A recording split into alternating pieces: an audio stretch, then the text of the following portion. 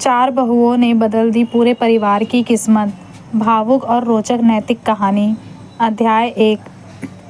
टूटता हुआ परिवार। उत्तर प्रदेश के एक छोटे से गांव में राम प्रसाद नाम का एक किसान रहता था। कभी उसके खेत लहलहाते थे, घर में खुशियां रहती थी और पूरे गांव में उसकी इज्जत थी। लेकिन समय बदल गया। लगातार नुकसान, कर्ज और आपसी झगड़ों ने पूरे परिवार को तोड़ दिया। रामदास के 4 बेटे थे, मोहन, सोहन, गोपाल और किशन।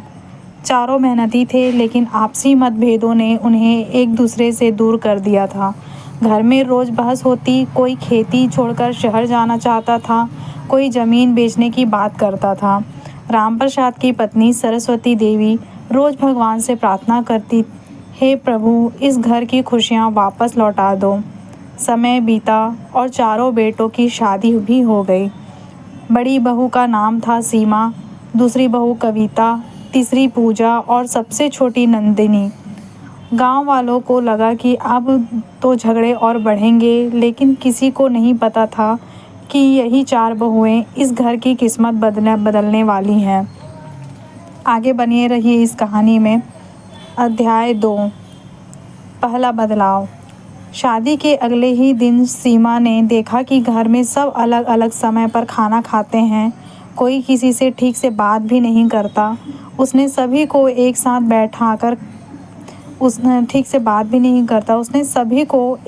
बैठाकर कहा, अगर हम एक परिवार हैं तो कम से कम दिन में एक बार साथ बैठकर भोजन तो कर सकते हैं।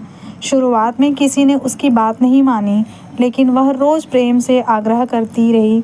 एक दिन रामप्रसाद ने कहा, आज से सब एक साथ खाना खाएंगे।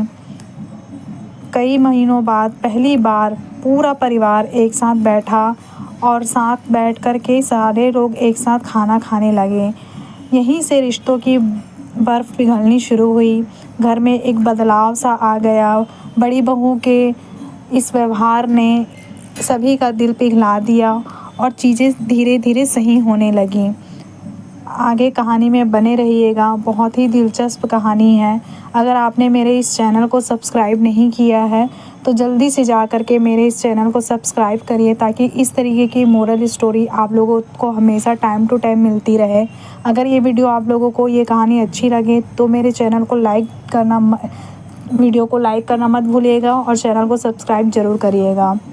अध्याय 3। दूसरी बहू का सुझाव।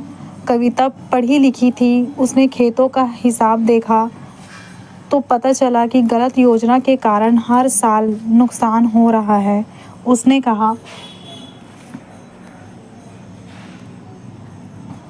कहा, अगर हम नई खेती अपनाएं, ड्रिप सिंचाई करें और अच्छी गुणवत्ता के बीज लें तो फ़ायदा होगा। पहले सबने मजाक उड़ाया, लेकिन उसने कृषि विभाग से जानकारी लेकर पूरे परिवार को समझाया कि किस तरीके से खेती की जा सकती है और उसके फ़ायदे क्या हैं। आखिरकार सभी मान गए। कुछ ही महीनों में खेतों की पैदावार पहले से 2 गुनी हो गई। इस तरह के से दूसरी बहू के आते ही बहुत सारे चीज़ें घर पे बदलाव आनी शुरू हो गई। आगे बने रहिएगा इस कहानी में। अध्याय 4। तीसरी बहू की समझदारी। पूजा को सिलाई कढ़ाई बहुत अच्छी तरह आती थी। उसने गांव की महिलाओं को इकट्ठा किया और कहा, हम सब मिलकर कपड़े और बैग बनाएंगे। धीरे धीरे उनका छोटा सा काम ऑनलाइन दुकानों तक पहुंच गया। अब घर में खेती के साथ एक नया व्यवसाय भी चलने लगा।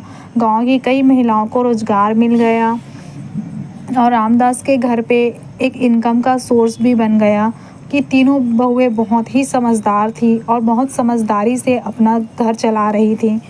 आगे बने रहिए कहानी पे। अध्याय 5। सबसे छोटी बहू का सपना। नंदिनी ने देखा कि गांव के बच्चे अच्छी शिक्षा से वंचित हैं। उसने शाम को घर के आंगन में निःशुल्क पढ़ाना शुरू किया। कुछ ही महीनों में बच्चों के परिणाम बेहतर आने लगे। सरकार ने उसकी मेहनत देखकर गांव में एक नया पुस्तकालय बनवाया। अब पूरा गांव उसी की तारीफ करने लगा। इस तरह से रामदास की चारों बहुएं बहुत गुणवान और बहुत मेहनती और बहुत समझदार निकली, जिससे रामदास के घर पे बहुत ही ज़्यादा बदलाव नज़र आया। आगे बने रहिएगा इस कहानी में। अध्याय 6। ईर्ष्या की आग। रामदास के पड़ोसी रघुवीर को यह सब पसंद नहीं आया। वह चाहता था कि परिवार फिर से टूट जाए। उसने चारों भाइयों के कान भरने शुरू किए। वह बिल्कुल भी नहीं चाहता था कि रामप्रसाद का परिवार अच्छे से रहे या खुशहाली की ज़िंदगी बिता सके। उसने चारों भाइयों के कान भरने शुरू किए।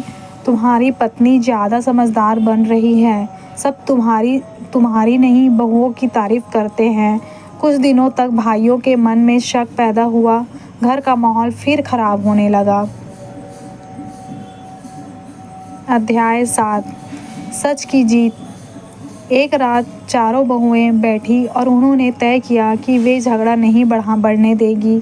उनको समझ आ चुका था कि जो आसपास के लोग हैं वे नहीं चाहते कि उनके घर में खुशहाली आए या उनका परिवार अच्छे से खुशी खुशी अपना जीवन यापन कर सके। एक रात चारों बहुएं बैठी और उन्होंने तय किया कि वे झगड़ा नहीं बढ़ने देंगी। अगले दिन उन्होंने पूरे परिवार को एक साथ बुलाया। सीमा बोली, हम सम्मान पाने नहीं, परिवार बचाने आई हैं। कविता ने कहा, अगर हमारी वजह से किसी को दुख है तो हम सब काम छोड़ देंगे। यह सुनकर चारों भाई रो पड़े। उन्हें अपनी गलती का एहसास हुआ। रघुवीर की सच्चाई भी सामने आ गई। उसने सबके सामने माफ़ी मांगी। रघुवीर चाहता था कि रामप्रसाद का घर टूट जाए, उनके घर में जो भी सुख शांति है वो ख़त्म हो जाए और वे लोग फिर से पहले जैसे परेशान हो जाए, बट ऐसा नहीं हुआ। आगे बने रहिएगा इस कहानी में। अध्याय 8 मेहनत का फल। अब पूरा परिवार एकजुट होकर काम करने लगा।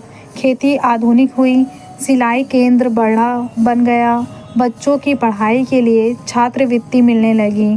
गांव के लोग सलाह लेने रामप्रसाद के घर आने लगे। जिस घर में कभी झगड़े होते थे वहां अब हंसी गूंजती थी। यह बहुत बड़ा संदेश है कि जब समझदारी और शिक्षा कितना ज़्यादा जीवन में परिवर्तन लाती है, यह सभी को जानना चाहिए। इस कहानी में आगे बने रहिएगा। अध्याय 9 सबसे कठिन परीक्षा। एक साल भयंकर बाढ़ आई, कई खेत डूब गए। लोगों को लगा कि अब फिर से सब खत्म हो जाएगा, लेकिन चारों बहुओं ने हार नहीं मानी। उन्होंने गांव के लोगों के साथ मिलकर राहत कार्य शुरू किया। सरकारी सहायता दिलवाई, बीज बांटे, ज़रूरतमंद परिवारों की मदद की। उनकी ईमानदारी और सेवा देखकर जिला प्रशासन ने पूरे परिवार को सम्मानित किया। यह देखकर रामप्रसाद बहुत खुश हुआ। वह अपने बेटों से ज़्यादा अपनी बहुओं को प्यार करने लगा और वह अपने परिवार को देख करके बहुत ही ज़्यादा खुश था कि उसके घर पे कितनी परिवर्तन आ रही है। घर के साथ साथ गांव में भी कितने सारे बदलाव आए हैं, जो कि वह बदलाव बहुत ही अच्छे थे। आगे बने रहिएगा कहानी में। अध्याय 10 किस्मत बदल गई। कुछ वर्षों बाद रामप्रसाद का परिवार पूरे जिले में मिसाल बन गया। चारों बेटे सफल किसान बने। चारों बहुएं महिलाओं के लिए प्रेरणा बन गई। उनका घर अब सिर्फ एक परिवार नहीं बल्कि पूरे गांव की उम्मीद बन चुका था। एक दिन रामप्रसाद ने भावुक होकर कहा, मैं सोचता था कि मेरे 4 बेटे मेरी ताकत हैं, लेकिन आज समझ आया कि मेरी 4 बहुएं इस घर की असली लक्ष्मी हैं। इन्होंने सिर्फ हमारी आर्थिक हालत नहीं बदली बल्कि हमारे रिश्तों में भी प्रेम, सम्मान और विश्वास लौटा दिया।